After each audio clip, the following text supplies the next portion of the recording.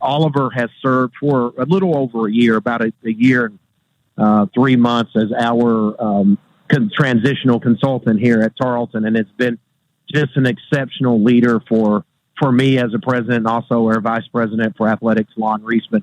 He's brought just a high level of knowledge and understanding of intercollegiate athletics. And we were willing to forego that relationship or contractual relationship with Oliver and to allow him to work with all of our institutions to help us create what we think is a really neat model and a new way forward. And let's talk about, because to me, there's two big things here, Dr. Hurley. One is merging this conference together so the football conference can have an automatic qualifier in the FCS playoffs. That's one.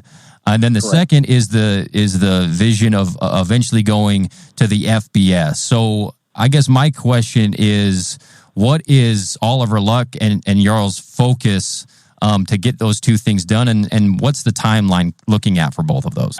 Yeah, right. I mean, football's driving the train. In fact, a lot of those conferences have separate 501c3s and that's how they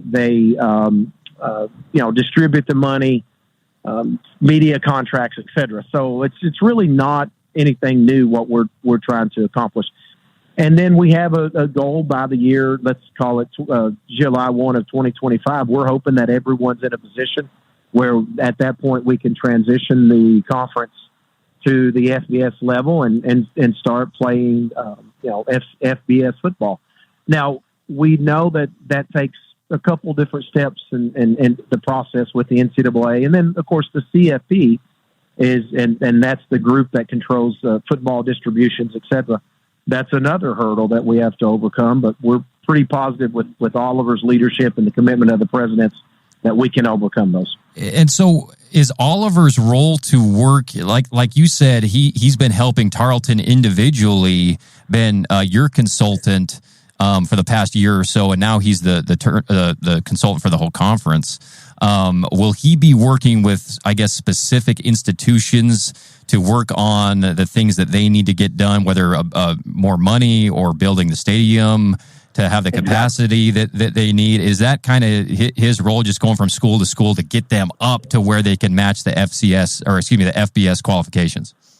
Absolutely. And that's job number one. And that's a great observation on your part. That's job number one for our executive director, Oliver Luck, to conduct what we call individual audits, if you will. He will audit each institution from budgets to facilities to personnel, all of the things that we need to be successful individually as an FBS institution, and then collectively as a conference. But we can't get there as a conference if each institution isn't in a position and they have the ability to be successful. Let me explain something to you real quick.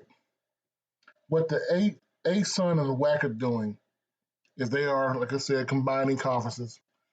Everybody thinks, they're trying to get an FCS playoff invite, which is true.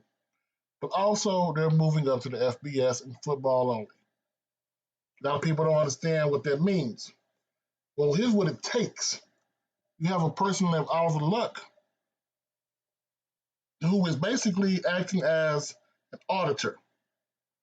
He is going through every school, line by line, making sure that every single detail is taken care of, making sure that nothing is needed for any single school, which is kind of what we needed last year with FAMU. We like to react after the fact. He acted before the fact. Facility-wise, upgrades, coaching-wise, counselors, everything. And they make sure, I say sure, they make damn sure you understand what's going on. Now, the reason why I bring this up, because I remember very vividly how Dr.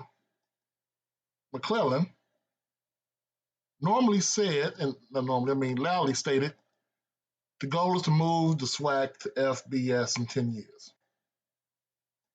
If you're trying to do it in 10, why are these schools doing it in 2? Well, because they have somebody who has the autonomy to go to each school, flush out all the problems, and the schools basically said, if you don't meet the criteria, we're dropping you. If you don't want to be part of this process, we're dropping you. All of us going line by line, school by school, ensuring facilities get made for football only, ensuring that the paperwork's in order, to have the right amount of counselors, tutors, and I don't know, the people that handle transfers, the thing that, fam, you needed last year. He's going line by line doing this. If the schools are not up to it or trying to get up to it, they're not part of the merger. Which brings me to you, doctor. And I want to make sure I say the word doctor, because I know if I don't say the word doctor, you're going to transfer on to Michael Jordan or something. All I needed. That's all I needed for him to do that. And it became personal with me. Yeah, no. We ain't doing personal, man. We're not doing that. Calm down. But I am stating the fact that every single one of your schools is in that imprint. Every single one of your schools is in that imprint. Rules state to be FBS football only, you have to have 6 games or most of your games against FBS opponents. You have famously had 2 schools complain about the amount of money they're getting to play other FBS opponents. Well, TCU this year paid $650,000 to play an FCS team. If they went FBS, that money automatically doubles to $1.5 million per game. You see what I'm getting at here, doctor? You need to get on the ball. I told you before, take all the bullets, cancel all the contracts. Take all the bullets, take all the shots. Screw it. Cancel everything, start all over.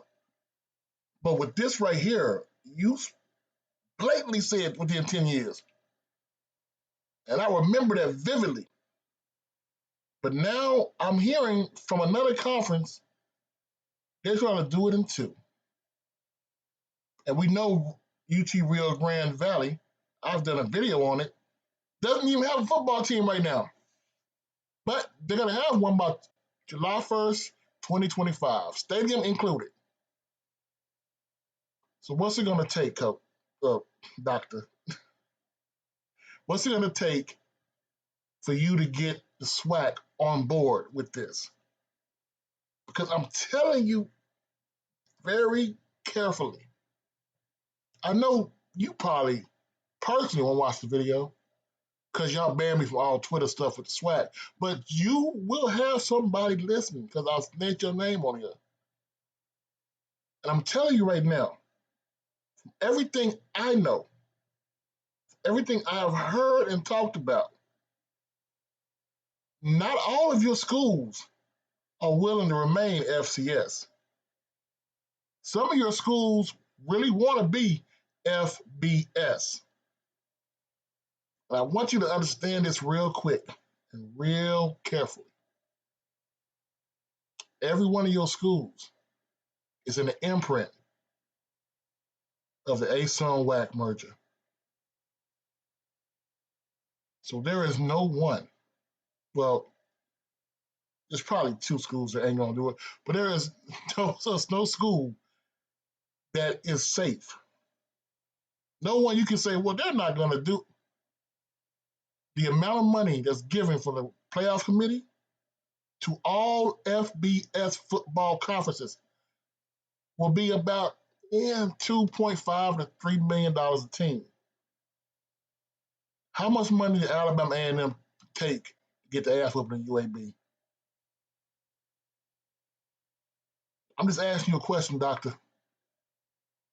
We need to get this done because if not, you will lose a couple teams. I'm Coach Simmons. I warned you. I'm out.